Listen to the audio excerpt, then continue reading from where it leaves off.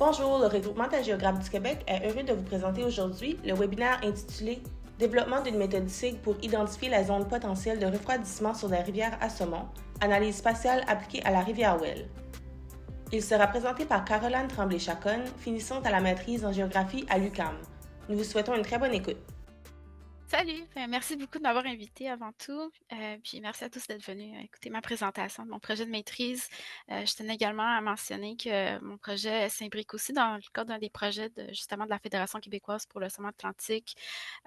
Puis c'est un projet qui a été partiellement financé par eux avec des fonds de la Fondation de la faune du Québec, puis de la Fondation pour la conservation du saumon atlantique. Donc, sans plus m'attarder, ça, c'est un peu le plan de ma présentation. Donc, j'aborde grosso modo presque tous les chapitres qu'on écrit dans le cadre de mon mémoire. Donc, premièrement, je vous présente un peu le saumon atlantique. Pourquoi s'intéresser à cette espèce? Tout d'abord, c'est une espèce emblématique, considérée emblématique. Elle a un rôle important d'un point de vue économique, écologique et culturel. C'est aussi une ressource alimentaire très importante chez les Premières Nations. Il est important d'un point de vue écosystémique. Donc, il va souvent habiter des eaux claires, fraîches et bien oxygénées. Donc, c'est comme un bon indicateur de l'état de la santé des écosystèmes forestiers et riverains. Puis, une caractéristique intéressante, c'est que c'est une espèce ectotherme, c'est-à-dire que en fait, sa température corporelle va dépendre de son environnement, donc l'eau. Donc, elle va varier selon la température de l'eau. Puis, ce qu'on observe surtout, c'est qu'il fait face à deux défis, menaces principales qui seraient les changements climatiques qui ont des effets sur le cycle de l'eau, puis qui peuvent amplifier les périodes d'étiage et de canicule. Puis il y a aussi les pressions anthropiques qui ont des effets sur la qualité de l'habitat. Donc, en général, c'est vraiment la température de l'eau qui est le facteur le plus important pour la survie du saumon. Donc, pour tous les stades confondus, les températures qui sont problématiques sont entre 14 et 20 degrés. Mais pour le saumon adulte, la température létale serait à 23 degrés. Donc, dans ce contexte-là, généralement, il va se réfugier dans ce qu'on appelle des refuges thermiques. Il y en a plusieurs types, mais généralement, c'est décrit comme un site ponctuel dans la rivière avec une différence significative de la température par rapport à la température de l'eau du cours d'eau principal. Puis ce qui le démarque principalement, c'est son utilité éco-hydrologique, donc qui va servir justement au saumon comme refuge. Puis il y a aussi les zones de refroidissement qui sont des zones un peu plus larges, moins bien délimitées. Puis la température est moins significative, donc cette différence de température est moins bien marquée que comme les refuges thermiques. Puis il n'y a pas nécessairement un rôle éco-hydrologique. Donc avec ça, on comprend que c'est vraiment une espèce sensible avec ce contexte décrit. Nous, on s'intéressait au bassin versant de la rivière Well. Donc, brièvement, le bassin se trouve dans la région du Bas-Saint-Laurent. C'est un bassin qui est hautement anthropisé à l'embouchure de la rivière. Donc, on voit beaucoup de champs agricoles, mais la tête du bassin est surtout forestière. Les problèmes principaux qui ont été ciblés dans le contexte de ce bassin versant, c'est des problèmes liés à la sédimentation, donc qui peuvent juste comme, en fait, cacher, si on veut, ou affecter les fosses ou les frais de saumon. Donc, au Québec, on a à peu près 114 rivières à saumon, donc ça en fait beaucoup. Il y en a quelques-unes qui sont beaucoup plus vulnérables que d'autres, puisqu'ils sont plus exposés au changement climatique puis aux pressions anthropiques. Mais ce qu'on entend surtout, c'est que c'est le stress thermique qui serait la menace principale. Puis les stress thermiques vont être surtout amplifiés par comme j'ai mentionné tantôt, les périodes d'étiage, les canicules, puis encore plus amplifiées par les changements climatiques et bon, les pressions tropiques. Puis justement, c'est le stress thermique qui peut en fait éliminer complètement des populations de saumon. Puis c'est un peu le cas qu'on voit pour la rivière Well, euh, qui est en fait peut-être un exemple de scénario catastrophique où certaines études ont montré que c'est en fait une des rivières à saumon les plus chaudes au Canada, puis que les températures moyennes, du moins consécutives, entre 2009 et 2012 était à 28 degrés, ce qui est beaucoup, comme on a mentionné tantôt pour le saumon.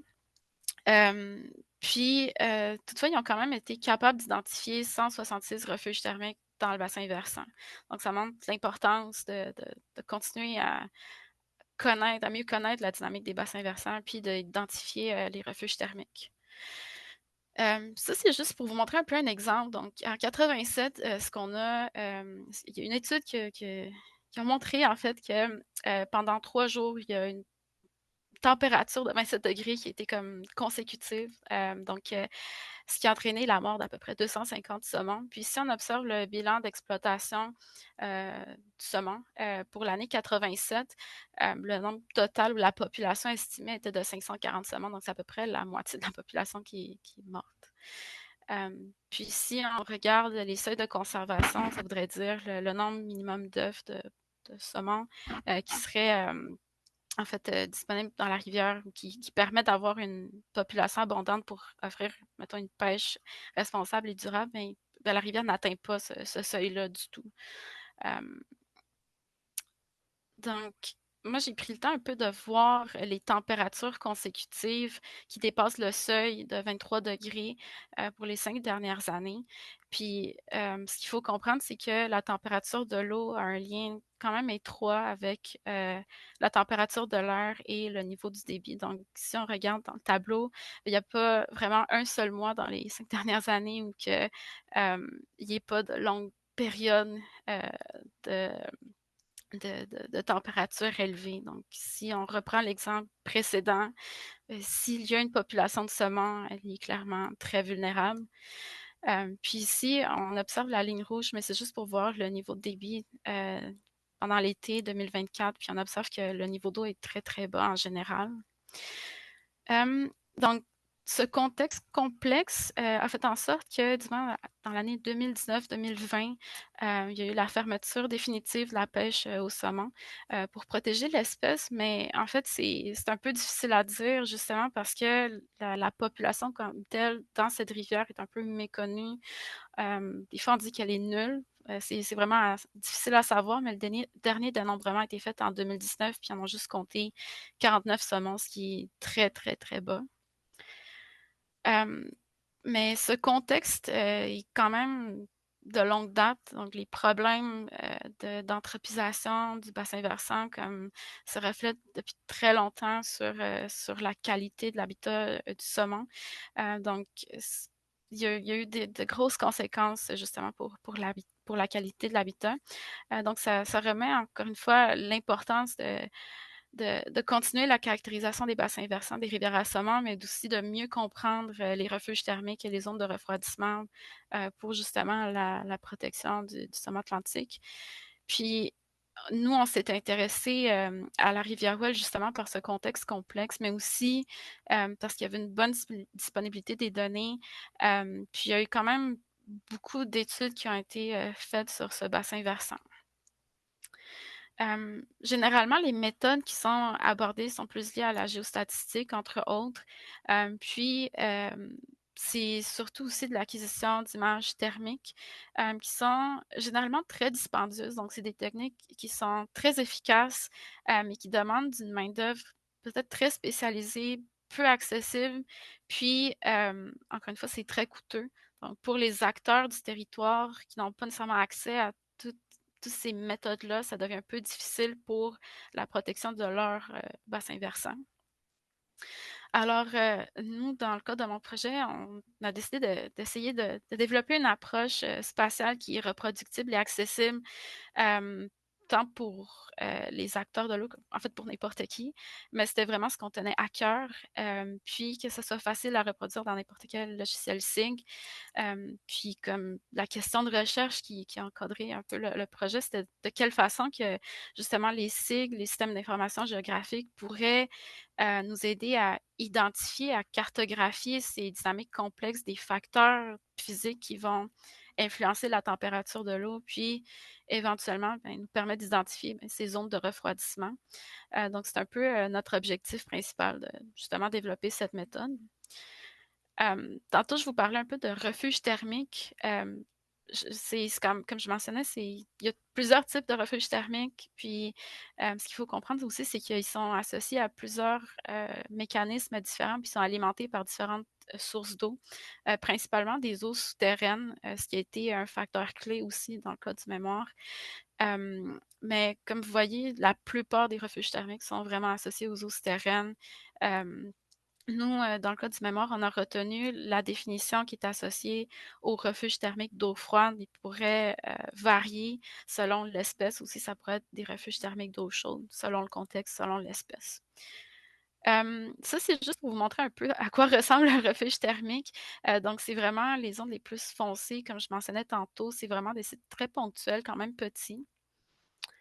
Puis, je voulais vous parler aussi des zones de refroidissement. Donc, ce que j'ai observé beaucoup dans la littérature, c'est que les termes sont un peu utilisés comme des synonymes des fois comme des termes complètement distincts. Donc, nous, on a retenu la définition qui indique, comme j'ai dit tantôt, c'est une zone moins bien délimitée, la température est moins significative, euh, la différence de température, pardon, est moins significative. Puis il n'y a pas nécessairement un rôle éco-hydrologique impliqué.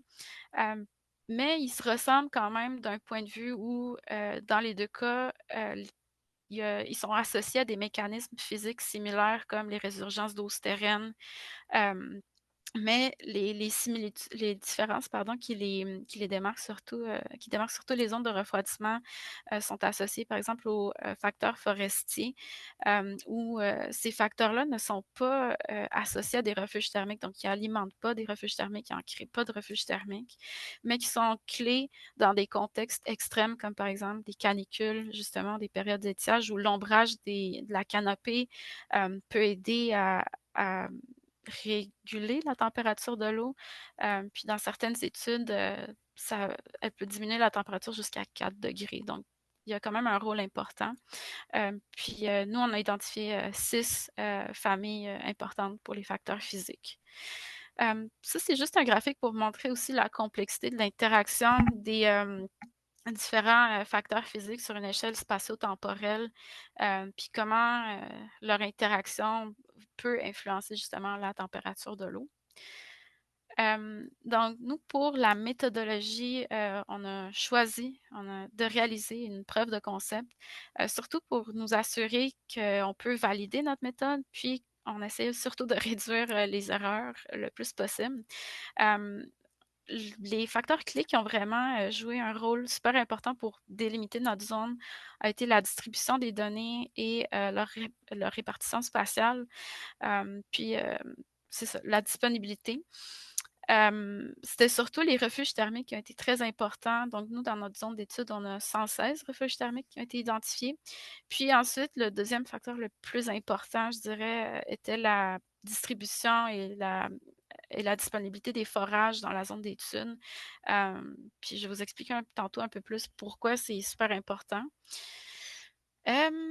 Ici, c'est juste pour vous montrer un petit peu, encore une fois, la représentation des refuges thermiques. Donc, on observe que la plupart, ce sont des refuges associés aux eaux souterraines euh, dans la zone d'étude.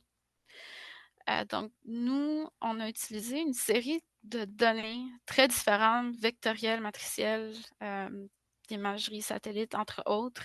Puis, on a utilisé plusieurs types de méthodes pour traiter chacune de ces données. Je pense que ce qui est important à souligner, c'est que chacune des données qu'on a utilisées sont toutes des données ouvertes, disponibles pour tout le monde. Puis, ce sont des données qu'on a utilisées pour les transformer en indicateurs. On a aussi choisi comme méthode pour travailler avec toutes ces données-là une approche d'analyse multicritère pondérée.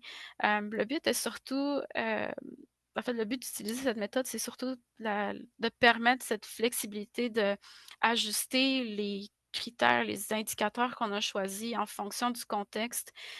C'était aussi une méthode qui nous permet de spatialiser de bien ou de représenter le mieux possible cette dynamique complexe entre ces facteurs qu'on voulait représenter. Donc, la façon qu'on a fonctionné, c'est que pour chaque facteur physique identifié, on a également choisi des variables qui sont associées à ces facteurs, donc qui représentent ces facteurs. Puis ensuite, on a identifier des indicateurs qui nous permettraient de les représenter spatialement pour les mettre ensemble. Donc, au total, on a 15 indicateurs. Donc, ça ressemble un peu à ça pour chacun des résultats. Tantôt, je vous parlais des forages. Ces forages, en fait, nous ont permis de faire justement une carte piézométrique qui nous indique un peu le niveau de l'eau souterraine. On a également fait une carte de la topographie du substrat rocheux. On a fait de la réinterprétation des dépôts meubles pour identifier, en fait, des secteurs qui seraient plus propices aux résurgences d'eau souterraine. Entre autres, on a aussi appliqué une méthode qui est surtout utilisée en contexte de forêt tropicale et pas nécessairement au Québec, ou du moins, j'en ai pas trouvé. Puis, on a également projeté en fait l'ombrage produit par les arbres en bordure de la rivière sur 12 heures. Donc, pour chaque couche, on les a additionnés, puis ça nous permettait de voir le nombre total d'heures approximatif, bien sûr, qui aurait pu, où il y aurait pu avoir de l'ombrage. Ça, c'est le résultat que je vous mentionnais tantôt de la méthode d'analyse forestière, si on veut, qui se fait plutôt en forêt tropicale. Donc, ça, c'est l'indice NDVI qui nous montre un peu, si on veut, comme la santé de la forêt. Forêt entre guillemets, parce que c'est quand même plutôt milieu agricole. Mais ça, cet indice s'appelle le Forest Canopy Density, puis ce qui nous permet de voir, c'est en fait la continuité de la forêt, donc les endroits où oui, il y a de la couverture forestière, mais est-ce qu'elle est en continu, est-ce qu'elle est dense? Donc, c'est un peu une analyse complémentaire au NDVI. Nous, de la façon qu'on a procédé pour faire cette pondération, pour donner un poids à chacun des critères, c'est qu'on a classifié ces facteurs en fonction de certains critères ou caractéristiques. Donc, on a identifié une famille stable, puis susceptible aux variations, puis on entend stable par des facteurs qui ne vont pas nécessairement changer dans le temps ou qui n'auront pas des changements drastiques, comme par exemple les facteurs forestiers qui pourraient avoir des coupes puis la couverture forestière disparaît du jour au lendemain, entre guillemets. Donc, c'est ce qui nous a permis un peu de réorganiser ou de réfléchir à notre pondération, puis on a tenu compte aussi de leur représentation spatiale, donc c'est-à-dire est-ce que c'est à l'échelle du bassin versant ou est-ce que c'est une représentation juste sur le cours d'eau. Puis, on a aussi considéré leur lien avec les refuges thermiques, c'est-à-dire est-ce qu'ils alimentent un refuge thermique ou pas. Donc ça ressemble un peu à la pondération finale qu'on a choisie. Donc pour les facteurs stables, la somme totale est de 65, puis les facteurs susceptibles aux variations est de 35. Donc on a donné beaucoup plus de poids aux facteurs stables. Puis, on a également pris le temps de faire une analyse de sensibilité des paramètres, juste pour voir quels paramètres pourraient influencer les résultats, puis ajuster les valeurs finales. On a également produit une couche étalon où tous les indicateurs ont le même poids. Donc, la façon qu'on a fonctionné, c'est qu'on a choisi 3 scénarios qui sont comparables. Donc ça serait les scénarios avec les facteurs hydrogéologiques, hydrographiques et géologiques. Pourquoi ceux-là? C'est surtout parce que ce sont les seuls facteurs qui avaient le même nombre d'indicateurs, donc ça pouvait être plus comparable que les autres qui en ont plus ou moins d'indicateurs. Donc, ça ressemble un peu à ça. Donc, ça, c'est le résultat de la couche étalon où tous les indicateurs ont la même valeur. Ça, c'est le résultat de la pondération qu'on a choisie. Puis ça, c'est les résultats des scénarios qu'on a produits. Donc, on voit qu'il n'y a pas vraiment de grands changements. Alors, on a fini par retenir justement la pondération qu'on a choisie. Donc, ça ressemble un peu à ça, le résultat final. On a identifié 3 zones de refroidissement potentielles et 3 zones de réchauffement potentiel, donc un total de 6 zones. Donc, ceux de refroidissement qui représentent le refroidissement sont en bleu et ceux qui représentent le réchauffement sont en rouge. Puis, on observe également qu'il y a des petites teintes de couleur jaune ici, qu'on a nommées comme des zones modérées, pas nécessairement comme des zones distinctes, mais juste comme des zones qui font partie justement de la dynamique du cours d'eau, puis justement de la dynamique du bassin versant. Puis, ce qu'on a remarqué, c'est que les résultats reflètent très bien en fait la pondération qu'on a choisie. Donc, comme je mentionnais tantôt, on a donné plus de poids aux facteurs stables. Parmi les facteurs stables, on avait justement la piézométrie, le substrat rocheux et les dépôts meubles. Puis les sites qui avaient le plus d'importance, en tout cas les valeurs qui avaient le plus d'importance, se trouvaient surtout en aval du cours d'eau. Donc on le voit qui se reflète très bien. Ça, c'était juste pour vous montrer un petit peu la distribution des refuges thermiques par rapport aux zones qu'on a identifiées. Donc, la plupart se trouvent dans la zone 6, qui serait une zone de réchauffement. Ça suggère simplement qu'ils sont potentiellement plus vulnérables ou sensibles que les autres refuges thermiques dans les zones de refroidissement. Puis, en extrayant les valeurs du résultat final, ce qu'on a observé, c'est que la plupart sont en fait ont des valeurs faibles ou modérées. Il y en a très peu qui ont des valeurs élevées pour le potentiel de refroidissement. Donc, encore une fois, on l'interprète plus comme une sensibilité ou une vulnérabilité des refuges thermiques. Donc ça, c'est un peu la synthèse des résultats. Ce que j'ai fait, c'est qu'on a mis un peu comme comment dire? Ben, on a mis la distribution des refuges thermiques versus le résultat final. Puis ce qu'on observe, c'est pas nécessairement une prédiction des refuges thermiques qu'il pourrait y avoir ou une prédiction de la température, mais c'est plus pour comprendre que les refuges thermiques se trouvant dans ces zones-là sont probablement plus susceptibles à des variations ou d'autres pressions de, alentour du bassin versant. On a aussi pris le temps de faire une petite campagne terrain juste pour valider les résultats cartographiques, puis de faire des prises de température. Dans les résultats, ce qu'on a vu, donc ici, vous avez une zone potentielle de réchauffement. Puis j'ai ajouté une image un peu pour que vous voyez à quoi ça ressemblait sur le terrain. Même chose que pour la zone potentielle de refroidissement, la zone A. On voit que c'est comme un genre de petit canyon protégé par les arbres. Grosso modo, ce qu'on a vu, c'est que cette zone est en fait un peu plus froide que la zone de refroidissement. Il y a juste une différence de 0,6 degrés. Elle était à 13,4, alors que la zone de refroidissement était à 14 degrés. On pense que ça s'explique un peu simplement par les caractéristiques du terrain où il y avait une pente un peu plus comme importante. Donc, l'eau s'écoule plus vite, plus facilement, puis elle est moins exposée aux rayons solaires versus le petit canyon qu'il y a dans la zone A.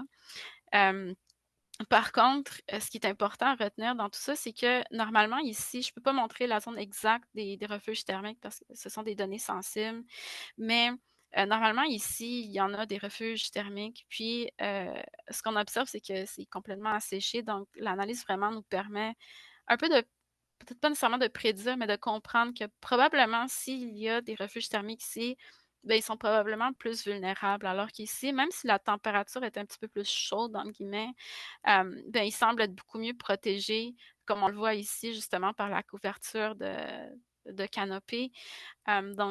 Puis ça nous a permis aussi de valider ce schéma d'une étude où il expliquait que justement l'importance de la canopée pour protéger le cours d'eau face aux rayons solaires puis le réchauffement justement de la température de l'eau. Donc, en gros, ce qu'on a remarqué, c'est vraiment que le résultat de l'analyse multicritère pondérée concorde quand même assez bien avec la réalité du terrain. Puis, on l'a perçu vraiment comme un outil de décision pour pouvoir orienter les choix de déploiement de thermographes, de choisir des zones qui seraient importantes pour des interventions sur le terrain. Mais c'est surtout son adaptabilité selon le contexte de rivière parce que généralement, une approche qui est très importante, c'est une approche de rivière par rivière selon le contexte du bassin. Puis, même chose aussi, le deuxième point peut-être le plus important, c'est que c'est une analyse qui permet justement de mettre en relation plusieurs facteurs différents et complexes et de les représenter spatialement. Par contre, ce qui a été un peu difficile, c'est toujours le niveau de subjectivité par rapport à la pondération des critères. Donc, ça reste quand même un peu du cas par cas. Ça va dépendre beaucoup de la disponibilité des données. Ça va dépendre aussi en fait, des facteurs qui sont inclus dans l'analyse. Aussi, un autre défi qui est quand même important, c'est de mettre en harmonie ces données ensemble, de les faire interagir entre elles. Puis, justement, aussi de normaliser les valeurs des indicateurs, ce qui ajoute aussi un petit degré d'incertitude. Donc, juste pour conclure, les apports de la méthode, encore une fois, sont vraiment d'identifier les zones potentielles de refroidissement, de réchauffement, d'optimiser le déploiement stratégique des thermographes pour faire les suivis de température, d'identifier les zones qui seraient importantes peut-être à conserver ou à protéger, restaurer. Puis, je pense que ça permet aussi de cibler les refuges thermiques qui pourraient être plus vulnérables vis-à-vis des autres refuges dans la rivière. Puis, nous, dans le cadre de la FQSA, on va continuer ce projet pour caractériser d'autres bassins versants, d'adapter la méthode aussi, de continuer à l'améliorer, de continuer le déploiement des thermographes. Mais c'est sûr que ce genre de travail-là nécessite l'implication d'acteurs, je dirais de plus de temps aussi, puis de financement, mais je pense que déjà avec ce qu'on a, avec une approche qui est donnée ouverte, peut quand même nous permettre de faire des super beaux projets. Voilà, merci beaucoup. Merci de votre attention. N'hésitez pas à suivre nos activités. Vous pouvez nous écrire ou visiter nos réseaux sociaux, LinkedIn, Facebook et notre site web. Le RGQ est heureux de partager avec vous, géographiquement vôtre, au plaisir.